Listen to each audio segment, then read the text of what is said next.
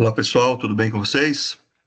Hoje nós vamos ter a nossa aula aqui de morfologia externa na disciplina de entomologia geral e especificamente hoje nós vamos falar sobre a morfologia da cabeça, tá bom? Vamos ver algumas especificidades, né? E para darmos início então aqui, lembrando, né, que estamos falando do filo artrópoda, né, de artrópodes.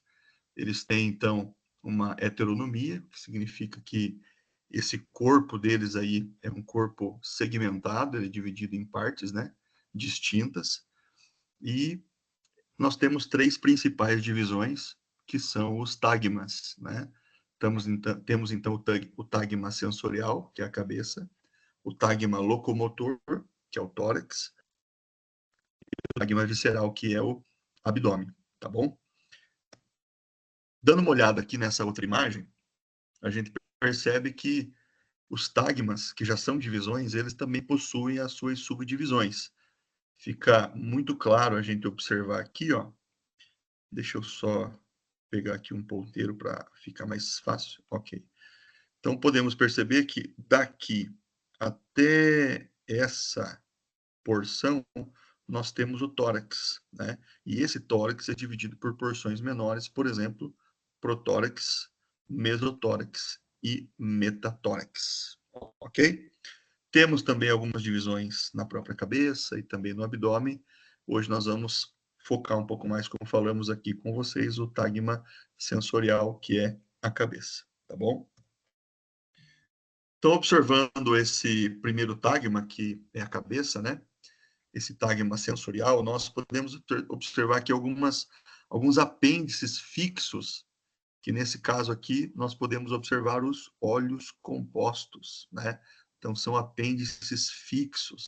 E além desse olho composto, nós temos também bem ao centro aqui um ocelo, que nós vamos na sequência aprendermos sobre cada um deles, ok?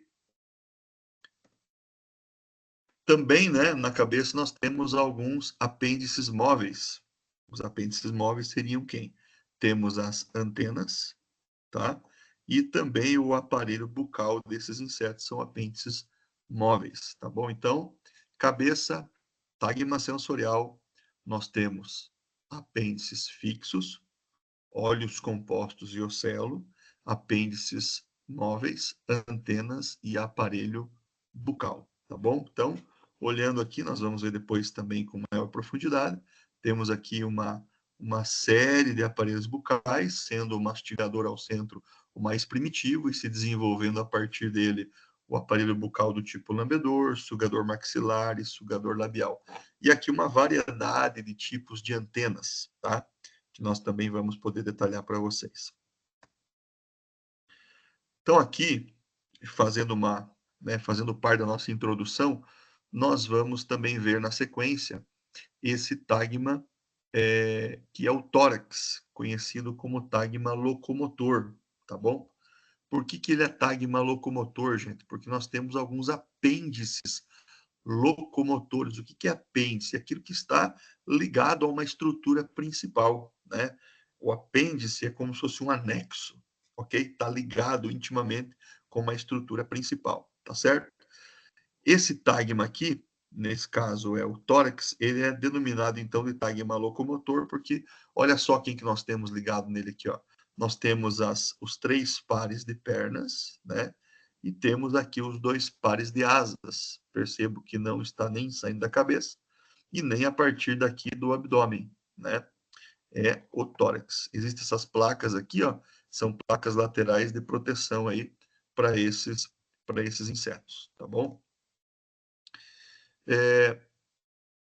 Quando nós observamos agora o abdômen, que é então essa estrutura final aqui, né, bem ampliado nos seus detalhes aqui nessa imagem, nós percebemos que ele também é formado por várias placas, né, que são segmentos, né, e cada um desses segmentos aqui, ó, ele recebe um nome específico que são húmeros, né? Então, aqui eu tenho um húmero, aqui eu tenho outro húmero, né? Podemos ver aqui na imagem mais real, um húmero, outro húmero. Então, cada segmento desse nós nós denominamos dessa forma, tá bom? Então, veja bem, aqui nós vamos ter também alguns apêndices ligados com a reprodução e sabemos também que é nessa porção aqui que nós temos a parte visceral do inseto, tá certo? Então, essa parte visceral faz com que também esse tagma seja conhecido como tagma visceral, tá? Na hora certa a gente vai estudar. Temos aqui, por exemplo, essas aberturas, que ela é bem visível dependendo do inseto, né? Até a olho nu você consegue ver. São os espiráculos por onde entra o ar, né? E com o ar o oxigênio, e ele percorre por uma cadeia aqui traqueal para que haja a respiração celular, tá certo?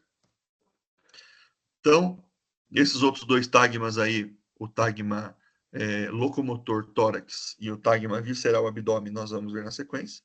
E hoje, como eu disse, nós focaremos aí no tagma sensorial cabeça. Ok. Então, como nós já vimos, né? Cada tagma ele pode ser composto pela fusão de vários segmentos. E nesse caso aqui da cabeça, nós podemos observar à direita aqui, né? Que todos esses segmentos, nós temos aqui lábios, maxila, mandíbula, né? Própria antena que está fazendo parte aqui, são todos eles somados vão compor então esse tagma que nós conhecemos como cabeça, tá? Então, quando nós observamos aqui, né, nós vemos várias estruturas em detalhes, algumas delas, né?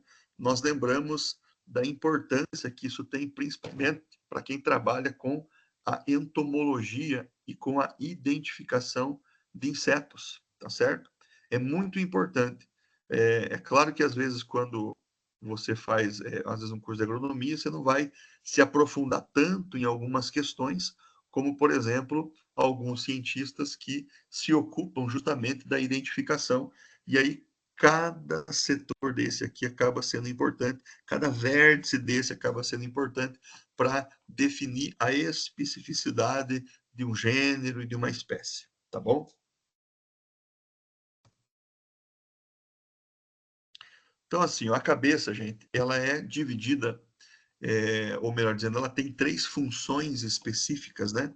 Nós temos aqui uma primeira função que é a percepção sensorial, temos a ingestão de alimentos, né? Justamente porque o aparelho bucal vai nos dar essa possibilidade. Percepção sensorial, basicamente, quando nós falarmos com vocês a respeito da antena, ela tem várias aptidões aqui, e também é na cabeça que nós temos, e saindo da cabeça, né? Uma interação nervosa, um sistema nervoso que nós vamos conseguir ver com vocês agora aqui já na sequência. Então, olha aqui, ó, essa interação nervosa, ela é formada basicamente através da presença de um cérebro, um pseudocérebro, né? E esse cérebro, na verdade, ele é a fusão, né, e a interação de três gânglios que estão aqui nesse ambiente aqui mais acima, ok? Então, esse cérebro aqui com muitas aspas, né? Porque se difere muito aí com o cérebro verdadeiro, um cérebro completo, tá bom? O que são gânglios? Já que eu falei que nós temos o cérebro aqui, a fusão de gânglios, e aqui, ó, nós temos outros gânglios, esses pontos mais escuros aqui, são gânglios, né? Que estão aí na estrutura do inseto. Então, isso aqui está tudo interno no inseto, né? Esse sistema nervoso aqui, ele é um sistema nervoso ventral, tá bom? Ok, isso é o que eu encontrei. Perdão. É um sistema nervoso ventral, e tudo isso aqui, ó, sai da cabeça, e essa estrutura mais abaixo ela vai percorrendo então a parte mais ventral, né? Vamos assim popularmente chamar aquela barriga do inseto, né? Aquela parte de baixo do inseto está muito mais próximo dessa região, então passando aqui esses gânglios, né? O que seriam então, pessoal, esses gânglios? Os gânglios eles são centros de interação nervosa, tá certo? São como se funcionasse como uma central nervosa do corpo do inseto, tá bom? Essa central de neurônios, vamos dizer assim, ele é basicamente composto por corpo celular de neurônio. Eu coloquei na apresentação aqui, ó, isso aqui é um neurônio, ó, um desenho, né, de um tipo de neurônio. Então, só para ficar bem didático, eu lembro que numa outra aula a gente já falou sobre isso, mas eu tinha desenhado ali a mão livre, né, e ficou meio estranho. Aqui, essa extremidade, nós temos uma estrutura chamada dendrito, ok? Recebe informação. Ao centro aqui nós temos o corpo celular, processa a informação, e a informação processada caminha pelo axônio para ser enviada, tá? Essa informação que está sendo enviada, ela pode tanto ser enviada para um outro neurônio, né? Essa estrutura envia. Lembra que eu falei que essa estrutura que ela recebe? Então, esse neurônio vai se conectar aqui com uma estrutura que recebe. Então, vai passar a informação de um para o outro. Mesma coisa acontece, a informação mais uma vez é processada e ela é enviada por um axônio até que chega num membro do corpo, até que chega numa musculatura, numa célula efetora, que vai efetuar uma ação, ok? É justamente aqui, ó, nesses gânglios, que nós temos aqui um conjunto, né? Uma composição, uma concentração maior dessa estrutura aqui, que é o corpo celular, que é quem processa a informação, né? E essas ramificações aqui, que nós poderíamos chamar de nervos, né? As estruturas de axônios e também as de dendritos, que vão sendo levadas para outras regiões do corpo do inseto para captação de informação e para envio também de informação, tá bom? Então, olhando aqui, ó, o cérebro ele é fundido por 3 gânglios, essa parte de cima aqui, sendo eles o primeiro protocérebro, responsável, então, por todas as funções dos olhos, o deutocérebro, responsável, então, basicamente ali por aquilo que acontece com as antenas, esse órgão sensorial, e o tritocérebro fala muito a respeito das cerdas táteis, né? Parte do sentir aí desse inseto, tá bom?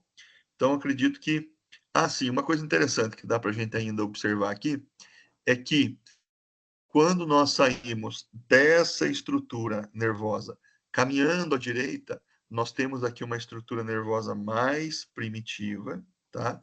E aqui nós temos uma estrutura nervosa mais avançada. Já houve aqui uma evolução, tá bom? De insetos primitivos, por exemplo, aqui, insetos primitivos, nós temos os da ordem dos ortópteros, né? Que são, por exemplo, os gafanhotos, os grilos.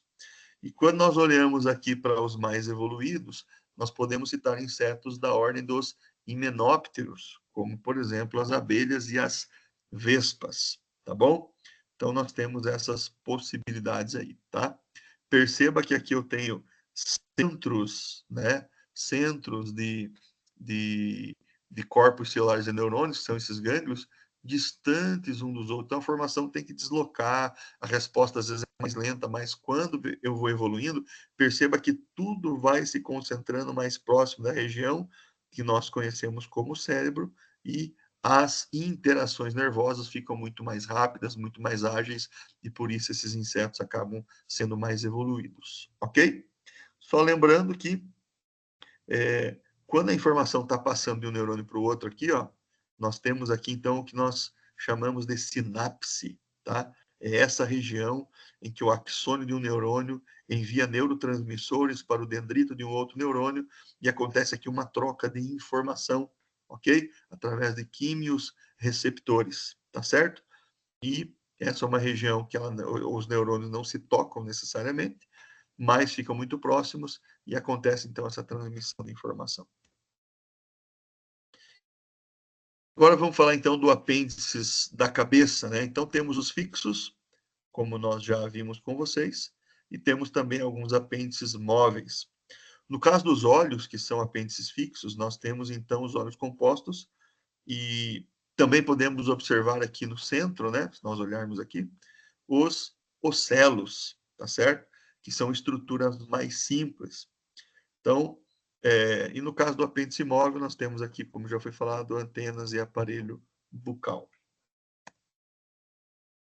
Então, vamos começar agora a observar as estruturas aqui nos olhos, né? Lembrando que existem alguns insetos aí que são subterrâneos, e que, por serem subterrâneos e viverem dentro da Terra, eles não precisam desenvolver nenhum tipo de órgão visual, né? Alguns grupos aí são exatamente dessa forma. Então, se nós olharmos aqui, ó, veja como é bem nítido nessa imagem, óleos compostos, né? Já vamos entender como que é esse composto. E aqui, ó, no meio das duas frases, nós temos 3 pontos mais escuros, que seriam os ocelos, né? Nessa outra imagem também podemos ver os óleos compostos e os ocelos, tá? Aqui nós já podemos ver que essas estruturas já foram destacadas e dá uma ideia para nós aqui de como seria essa conexão interna dessa estrutura do olho composto, ok? Então, assim, ó, os óleos, eles são chamados de compostos, né? Porque eles possuem dezenas de unidades chamadas de omatídeos, tá? Então, cada um desse, vamos chamar assim, esse pininho azul que está aqui representado nessa imagem, ele é um omatídeo. E esse omatídeo, ele funciona como se fosse um olho independente, né? Ele é um olho. Perceba aqui a presença de algumas estruturas que até lembram o nome de algumas estruturas que nós temos nos nossos olhos, né? Lente córnea, cone cristalino, aqui nós temos daí célula pigmentar primária e secundária, né? Porque alguns deles conseguem sim ver algumas cores, não numa frequência que nós vemos, né? Aí você tem, por exemplo, um outro nome aqui, ó, célula da retínula, né? Nós temos uma retícula, então isso acaba sendo algo que vai auxiliar na estruturação dos olhos. Uma célula pigmentar secundária e uma membrana basal. E olha o que tem embaixo aqui, gente. Axônio. Tudo aqui é estrutura neural. Você tem neurônios trabalhando aqui. E por que aqui embaixo eu tenho um axônio? Qual que era a função do axônio mesmo? Comentei com vocês. A função do axônio é de enviar informação. O dendrito recebe, o corpo celular processa e o axônio ele vai enviar. Então, com certeza, nessas estruturas aqui iniciais, da onde a imagem vai chegar, você tem dendritos de neurônio recebendo informação. Você vai ter em algum lugar aqui dessas estruturas a presença de corpos de neurônios processando, e essa informação tem que ser enviada e vai ser enviada por um axônio. Aqui é só para a gente ter uma ideia, né, de que os insetos eles enxergam em um comprimento de onda diferente do ser humano. Não enxergam o mesmo modo como nós enxergamos. Existe uma diferença nisso, ok? Vamos ver aqui com mais detalhes. Ó. Então, nesse slide, é possível a gente perceber que à esquerda nós temos uma flor, como o ser humano a vê, e à direita, nós temos uma flor como alguns grupos de insetos, que são insetos coletores de néctar, como as próprias abelhas, acabam enxergando a mesma flor, né? Às vezes a gente fala assim, nossa, tal inseto ele é atraído pela cor, vamos dar um exemplo aqui, roxa. É porque nós vemos a cor roxa realmente recebendo mais insetos, mas para o inseto ele não está sendo atraído pela cor que nós estamos vendo, ele vê uma outra cor que acaba sendo atrativo para ele em outro comprimento de onda. Aqui, mais uma vez, né, nós temos aqui um outro slide em que nós temos também aqui à esquerda, como nós humanos vemos a cor da flor, e aqui como um inseto vai ver a mesma flor. Tá bom? Então, fica aí para nós aí essa curiosidade, né? Interessante a gente saber disso e ver disso, porque isso depois lá na frente vai impactar, por exemplo, em alguns manejos que vão ser feitos para captura de insetos, para você fazer controle de alguns insetos através do manejo integrado de pragas, tá bom? Muito bem. Então, aqui, ó, além dos óleos compostos, como nós falamos lá atrás, né, aqui e aqui, nós temos então essas estruturas que são os ocelos, né? Elas são estruturas mais simples, né? Perceba que ela tem também uma similaridade, né? Ela também é visual, ó, tem uma lente córnea, tem uma camada vítrea, né? Agora, veja que interessante aqui, ó. Você tem aqui também uma retínula, né? Mas aqui você tem axônio, envio de informações. Você tem aqui gânglios, né? Gânglios vão ser centrais nervosas, e você tem um nervo ocelar aqui embaixo, por onde essa informação daqui vai lá para o cérebro do inseto para ser processado, tá bom? Então vamos lá. Os olhos compostos, gente, eles são especializados na formação de imagens, ok? Projeção de imagens. Já os ocelos, eles já são especializados na percepção, né, da intensidade luminosa que o ambiente tem, tá certo? Então, olhos compostos, formação de imagens, ocelos, percepção de luz, tá? Algumas pesquisas acabam sendo desenvolvidas, né, principalmente em abelhas, onde os pesquisadores, de alguma forma, eles tampam esse ocelo aqui, ó, da abelha, né, dos insetos, eles tampam isso aqui, e o que eles percebem? Que as abelhas que possuem os ocelos obstruídos, elas saem para campo para trabalhar bem mais tarde e elas retornam muito mais cedo. Por que disso? Por conta da menor percepção luminosa que elas estão obtendo naquele momento. Esse slide aqui é só uma curiosidade para a gente perceber que algumas fases da vida do inseto, nesse caso aqui é uma fase de lagarta, né, uma fase mais larval, também existem estruturas que não são nem óleos, nem ocelos, mas são estematas, estemas, né, que também conseguem ter essa mesma percepção, principalmente nesse caso aqui de luminosidade e não de geração de imagens, tá bom? Agora vamos falar dos apêndices móveis. Os fixos eram óleos e ocelos, vamos falar agora dos móveis. Então, começando aqui, falando a respeito das antenas, tá bom? Então, todos os insetos possuem um par de antenas, gente, ok? Todo inseto possui um par de antenas. Mais desenvolvidas, menos desenvolvidas, com diferentes formatos, como a gente vai ver, tá bom?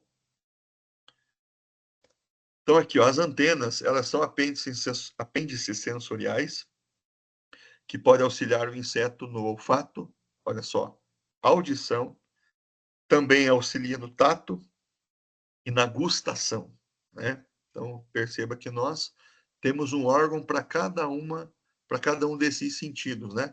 Nós temos um órgão para o olfato, que é o nariz, a orelha, né, para a audição, né? Nós temos aí a pele, por exemplo, que tem o tato, temos a língua para a gustação, e a antena acaba no inseto fazendo toda essa função, tá bom?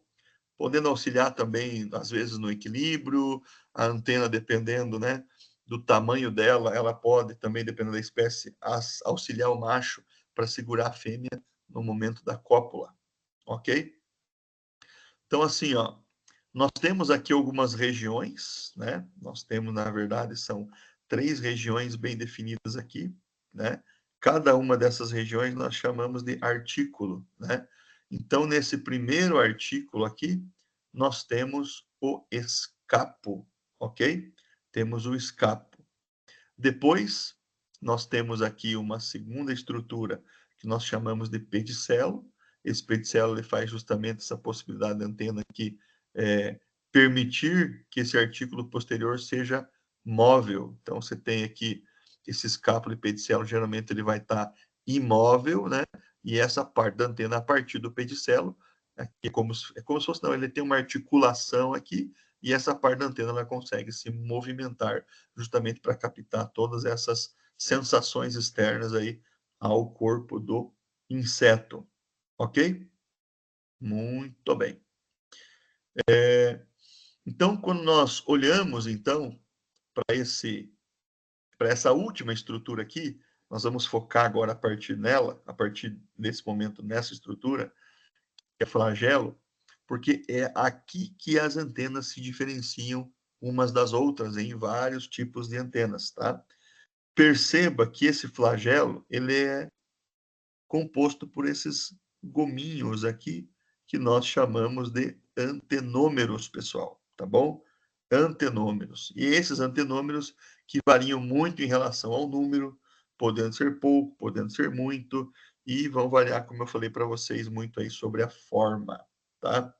Observando aí essa imagem, a gente pode ver também as sensilas, né? Que são essas cerdas, esses pelinhos aqui, que estão também nas antenas, né? e eles são enervados. O que significa que eles são enervados? Significa que tem presença de neurônios aqui dentro. O sistema nervoso chega até essas sensilas aqui, ok? Para desempenhar, então, essa função sensorial que as antenas realizam. Então, falando agora de uma coisa bem prática, né? Nós temos algumas coisas muito importantes que as antenas vão desempenhar no papel e na vida de um inseto. Um exemplo é a questão da reprodução, né? As antenas possuem, então, uma sensibilidade, né, para fazer uma captação, no caso o macho, né?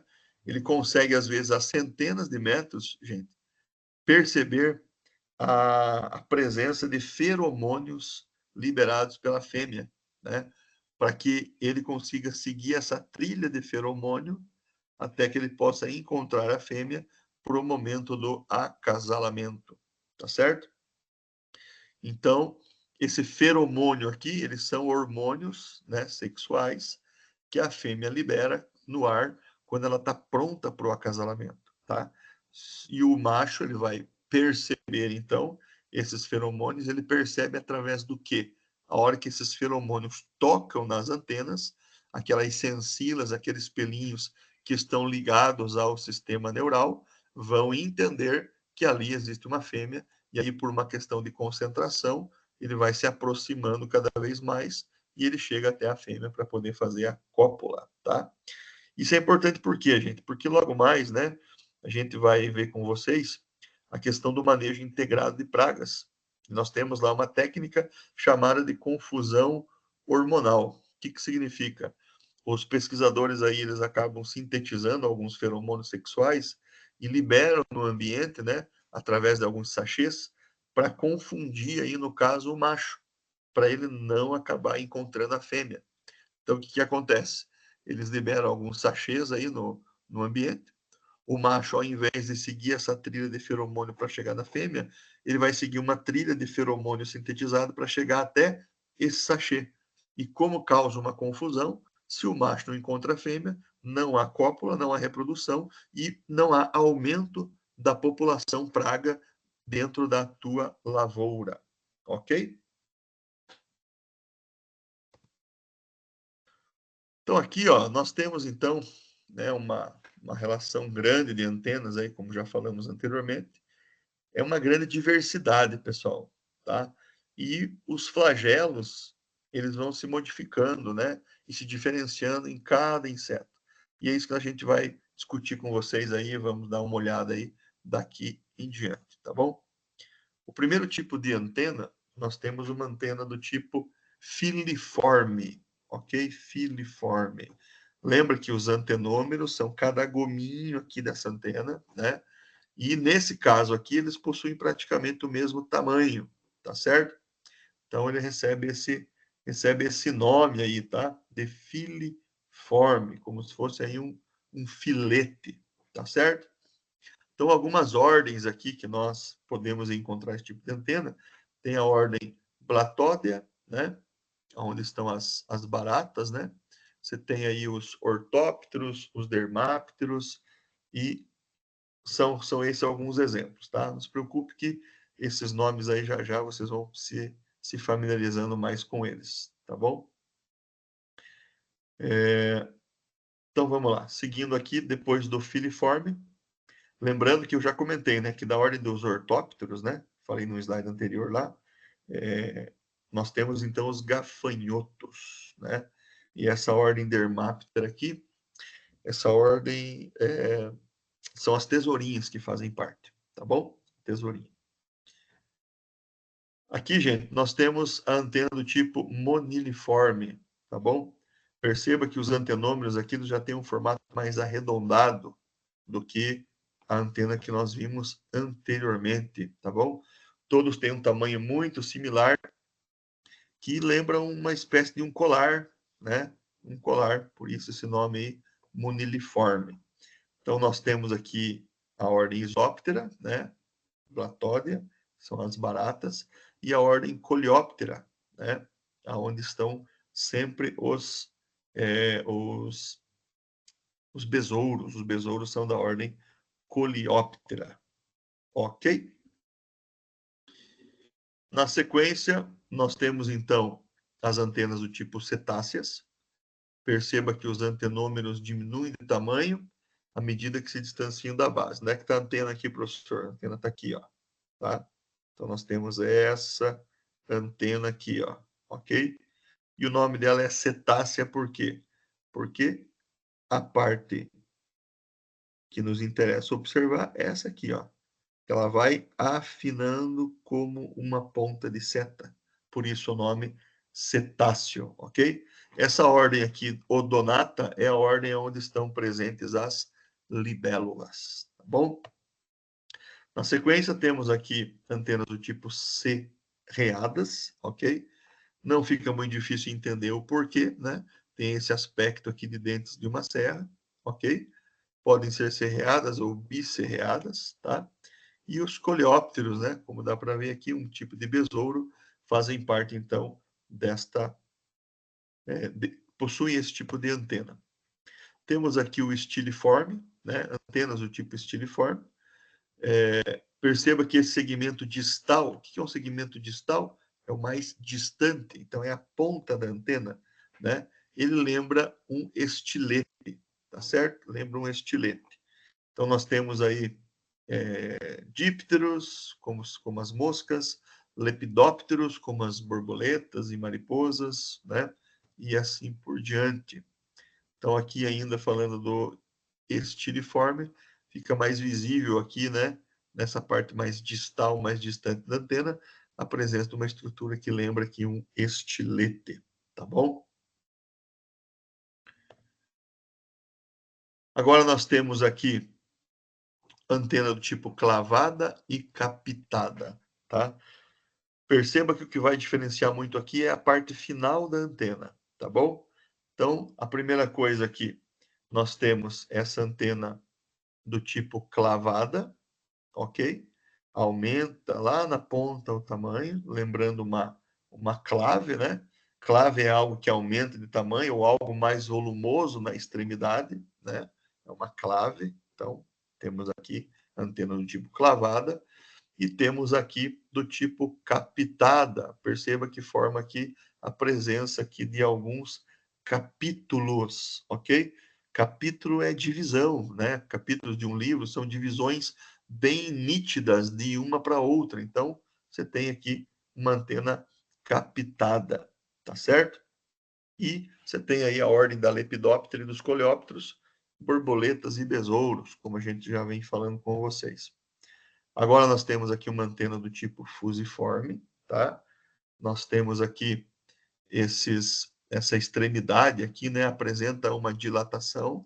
Perceba que ela não é uma dilatação tão pronunciada como nós vimos no slide anterior, né? Então ela lembra de um fuso, né? Fuso, ele é um instrumento aí usado, né, na produção de tecidos, em que ele era estreito e de uma ponta na outra, aí tinha uma pequena dilatação aí na extremidade. Depois, se vocês pesquisarem, vocês vão poder ver esse instrumento aí. Mas, para nós, o que importa é lembrar o nome da antena, que é fusiforme, ok? Ordem das lepidópteras, borboletas e mariposas, tá bom? Aí uma antena, né, bem exótica, do tipo flabelada, faz esses cílios aqui, esses flabelos, né? Então, os artículos têm expansões laterais longas e em formato de folhas, tá? Flabelos. Então, temos aqui os coleópteros e os himenópteros, que fazem parte desse tipo de antena.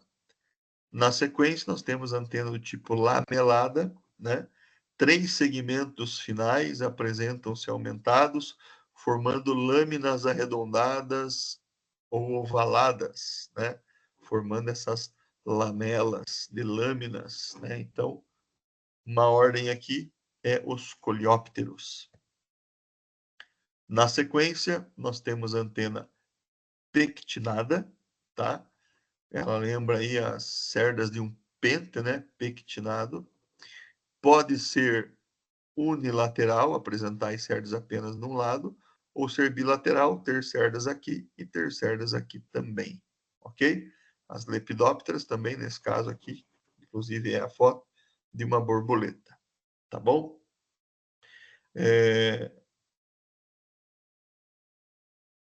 A ordem comum, lembrando aqui, né, que tem essas antenas, seriam no caso aqui as lepidópteras, ela tem uma importância porque nesse caso aqui se aplica muito bem, ó.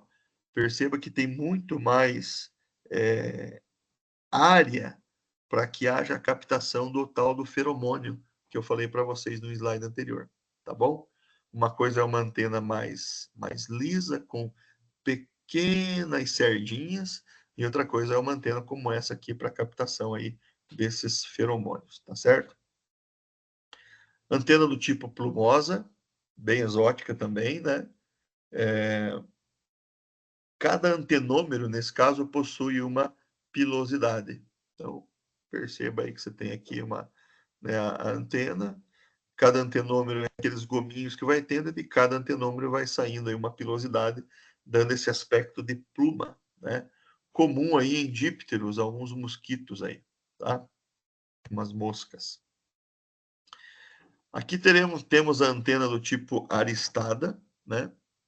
Ela tem um flagelo com um único artículo, globoso e uma cerda. Então aqui, ó, tem um único artículo e uma única cerda saindo desse artículo, tá? E essa cerda daí vai dar o nome, né, arista, tá? Essa arista ela pode ser simples, sem pilosidade, ou pilosa ou plumosa, né? Nesse caso aqui ela é pilosa. Então a ordem díptera, né, como a própria imagem está mostrando aqui, seriam as moscas. Aí temos uma antena do tipo furcada. Antenômeros do flagelo formam dois ramos, né? Lembrando algo que está bifurcado, uma furcação, tá? Então, por isso recebe esse nome. Tá bom, gente? Na sequência, nós temos a antena do tipo geniculada. Então, veja bem, o escapo dessa antena, que é aquela base da antena que nós vimos lá no início das imagens com vocês, ele é longo. Então, olha aqui, ó. Esse escapo aqui, ó, ele é longo, né? Bem longo. E os segmentos do pedicelo e flagelo geralmente apresentam-se dobrados em ângulo em relação ao escapo. Então, essa palavra geniculada, ela vai dar a ideia de um joelho, tendo essa articulação aqui, né? Essa dobra na antena. Perceba que ela não é uma antena que sai aqui, ó, e ela segue em linha reta como as demais antenas. Ela tem uma dobra, tá bom? Essa é a antena do tipo geniculada. Agora, nós vamos ver aqui que essa antena geniculada, ela pode também ser composta quando? Quando você tem aqui o aspecto de uma antena geniculada, ou seja, perceba que você tem aqui uma primeira estrutura, a dobra que nós acabamos de ver. Só que a partir daqui é o flagelo. Lembra todos os tipos de flagelo que nós vimos até agora? O que vai acontecer com a antena geniculada? Com a antena composta, perdão. Ela é geniculada porque ela tem uma dobra, então ela atende um aspecto, ela é geniculada, mas quando você analisa aqui esse flagelo, ele tem uma classificação como uma das anteriores. Então, por exemplo, aqui, ó, se nós formos analisar, perceba que essa ponta aqui, ela lembra uma clave. Então, isso aqui, ó, é o formato da antena clavada. Só que na antena clavada, ela sai daqui inteiramente reta, clavada na ponta. Nesse caso, ela sai daqui, né? Você tem aqui essa estrutura basal, ela dá essa quebrada, essa dobra, que caracteriza uma antena geniculada, e a parte do flagelo, ela é como uma antena clavada. Então, por isso ela é composta. Ela atende a parte que ela tem a característica de ser geniculada, e ela tem uma outra forma de antena, que é a antena clavada. Daqui para cá, ela pode ser de outros tipos. Ela pode ser filiforme, ela pode ser fusiforme, ela pode ser captada, tá? E em junção com o aspecto dela ser geniculada, ela dá origem a uma antena do tipo clavada, tá bom? Ok, vamos agora falar com vocês um pouco, né, sobre outro apêndice móvel, que são as peças bucais ou aparelho bucal, tá? Então, quando a gente olha aqui para esse primeiro aparelho aqui, né, nós temos, por exemplo, algumas funções específicas, né? Algumas funções aí que são, temos aí função de mastigação, temos função em que eles estão sugando, em que eles estão mastigando, ok? Então, são algumas funções aí que a gente vai tratar com vocês aí na sequência, tá certo? A gente observando aí, então, essas estruturas que vocês estão conseguindo ver aí nesses slides, né? A gente começa a observar que, nesse caso aqui, se trata de um aparelho bucal do tipo mastigador. Eu falei para vocês lá no início da aula que o mastigador é o mais primitivo dos aparelhos, né? Então, a gente consegue ver algumas estruturas aqui, epifaringe, o labro, né? Mandíbula, tem a mandíbula de um lado aqui, mandíbula do outro, hipofaringe, maxila, ó, temos uma maxila aqui, uma maxila do outro lado. Temos aqui o lábio e temos também aqui o palpo, né? Essas estruturas, aqui na forma de desenho e aqui na forma de imagem real, né? Labro, você tem aqui mandíbulas, tem aqui maxila, lábio e aqui os palpos. Tá bom, gente?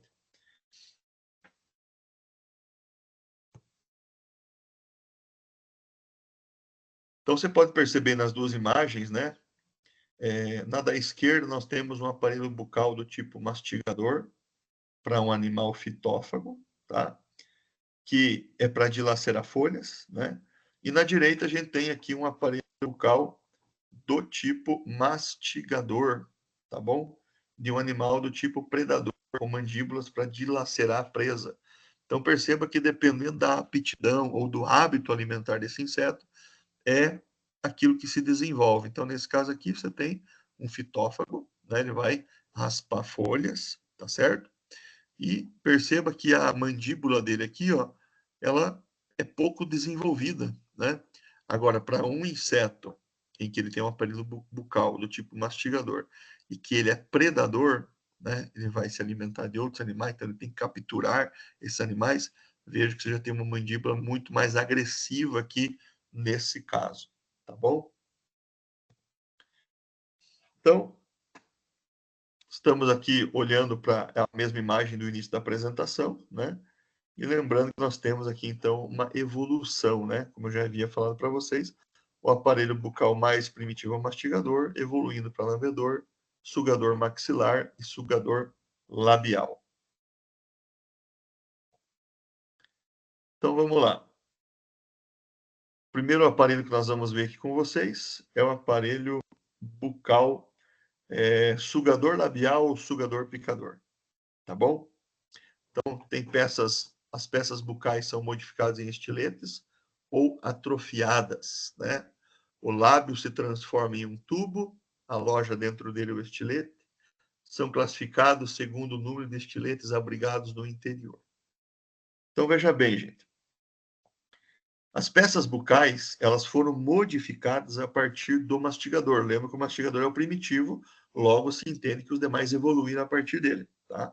Então, as peças bucais foram modificadas ou evoluídas a partir do mastigador, como a gente viu naquela imagem anterior, né?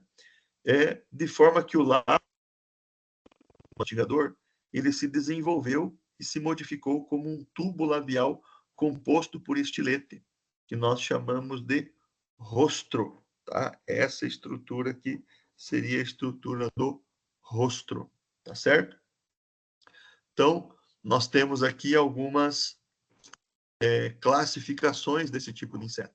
Alguns deles são do tipo hexaqueta, em que aqui dentro, ó, você tem 6 estiletes, tá? Para ele poder fazer, então, a sua alimentação. Nós temos aqueles que são tetraqueta, 4 estiletes aqui interno, triqueta 3 e diqueta 2, ok? Então, falando dos hexaquetas, né? primeiro que nós temos aqui, vamos lembrar então desse aparelho que é bucal mastigador, aquele mais primitivo, para a gente entender o que está diante dos nossos olhos aqui, né?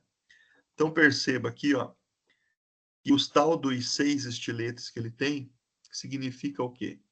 2 mandíbulas, lá daqueles desenhos do mastigador primitivo, elas se desenvolveram em estilete. 2 maxilares se desenvolveram em estilete. A epifaringe e a hipofaringe, cada uma delas se desenvolveu em um estilete. Logo, nós temos 2, 4, 5, 6 estiletes, tá certo? Então, o que acontece aqui, ó? Você tem aqui o lábio aqui desse animal, ó, tá vendo o lábio aqui, ó, com essa curva aqui? E aqui, ó, entrando dentro do lábio, você tem aqui os 6 estiletes, em que esse animal vai usar para picar. Ele vai introduzir os estiletes na pele, né, do ser humano ou de um animal, para ele poder fazer a sucção. Lembrando que ele é um sugador labial do tipo sugador picador, ok? Pernilongos, mutucas, borrachudos fazem parte aí desse grupo. Agora estamos vendo aqui os tetraquetas, ok? Então percebam que eles possuem um aparelho bucal do tipo sugador labial ou sugador picador, né? Possui 4 estiletes, sendo que 2 mandíbulas e 2 maxilares, eles evoluíram para estiletes. Professor, e a epifaringe e a hipofaringe? Eles não evoluíram para nada, então eles estão atrofiados no inseto, tá bom? Algumas ordens, né? Temos aqui os heterópteros. Nós podemos ver aqui algumas imagens muito nítidas aqui, ó, deles usando esse estilete aqui para poder fazer a sua sucção, tá bom? Aí temos os triquetas com 6 estiletes, tá? Veja bem, mandíbula esquerda e 2 maxilares foram transformados em estiletes. Epifaringe, hipofaringe e mandíbula direita foi atrofiado, tá certo? Então nós temos aqui o trips, né? O trips, e aqui tem uma imagem até do dano que ele acaba causando, tá bom? Aí temos aqui os que tem um aparelho bucal sugador labial do tipo picador, né? Ele vai ter 2 estiletes, são os diquetas, tá certo? Uma ordem aqui muito comum são os dípteros, como está aqui, né? Mosca do estábulo, tem uma picada muito doída, né? E os estiletes aí é a fusão do lábio superior e da epifaringe com a hipofaringe. Então, isso aqui somado forma um estilete, mais lábio superior formando um estilete. Total, 2 estiletes. Tá bom? Vamos lá, então. Temos mais um exemplo aqui ainda dentro do diqueta, né? A diferença é que nesse caso aqui não é aquela mosca de estábulo, é a mosca doméstica, né? Então, essa mosca doméstica, ela transforma as peças bucais em uma probóscide, tá? Se a gente for lembrar sobre probóscide, lembra que aquele animal anta, ele tem uma tromba, entre aspas, né? Não é uma tromba, é uma probóscide, tá? E é mais ou menos uma estrutura como essa que a mosca desenvolve aqui, ó, para que na ponta dela ela consiga então fazer a sua função de lambedor, tá bom? Muito bem. Então aqui nós temos agora um exemplo, né, do que seria um sugador maxilar. Lembrando lá do aparelho primitivo mastigador, acontece aqui apenas a modificação das 2 maxilas, dando origem a 2 estiletes. E as demais peças bucais do aparelho mastigador foram todas atrofiadas, de forma que, olhando, né, você acaba não identificando nenhuma das outras formas, tá bom? Então, você tem aqui esses 2 aqui, né, essas 2 estruturas. Perceba que elas são independentes, né? Mas, olhando essa imagem do desenho, fica mais nítido. você tem uma estrutura aqui à direita, uma estrutura à esquerda, e quando elas se juntam, como elas têm essa cava aqui, ó, elas formam como que um canal, como um duto, né? Como ela é um inseto do tipo sugador maxilar, ela vai fazer com que aquilo que ela está sugando caminhe por dentro desse canal que foi formado através da união dessas duas estruturas aqui, tá? Então, quando elas estão enroladas, como é o caso dessas fotos aqui, vocês chamam essa estrutura aqui de espirotromba, tá bom? Professor, exemplo, nós temos as mariposas e as borboletas mais uma vez aí. Perceba que mariposa e borboleta, gente, tem uma diversidade grande de antenas, de aparelhos bucais, tá bom? E aí, finalizando, nós temos os aparelhos bucais, né, do tipo sugador-lambedor, tá? Perceba que a mandíbula foi adaptada para furar, cortar, transportar ou moldar cera, tá? Então, no caso das abelhas, já fala em cera, já lembra aí, né? Então, é um bom exemplo aí do aparelho bucal do tipo lambedor, tá bom? Então, se a gente olhar aqui, a gente percebe que as maxilas, né? Elas são um pouco mais alongadas, tá certo? Nessa foto central aqui, inclusive, dá para a gente perceber isso, né? As maxilas são bem mais alongadas. E ao centro a gente vê essa estrutura, né? Que é parecida com uma probóscide, né? Como nós vimos no slide anterior, e que é, na verdade, por aqui aonde ele vai fazer, então, a sua sucção, lambendo, então, essas estruturas das flores para a retirada do néctar, tá bom?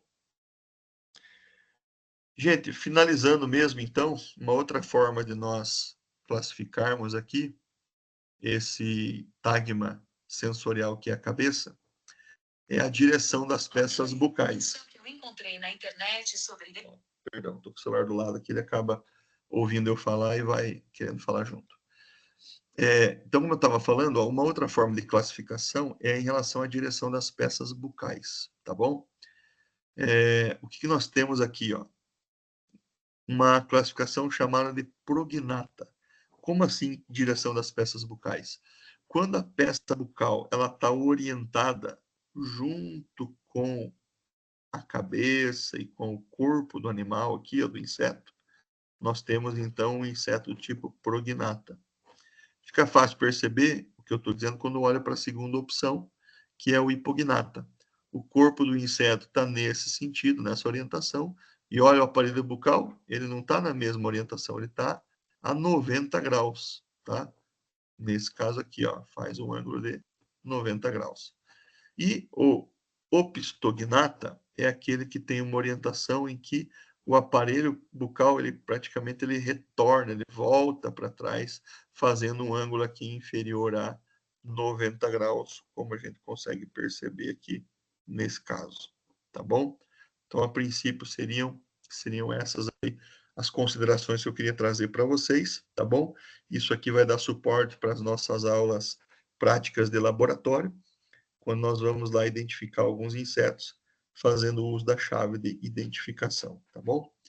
Espero que vocês tenham não só ficado aí com essa aula, mas também tenham aí aproveitado o material que foi encaminhado, o livro lá de entomologia agrícola, né?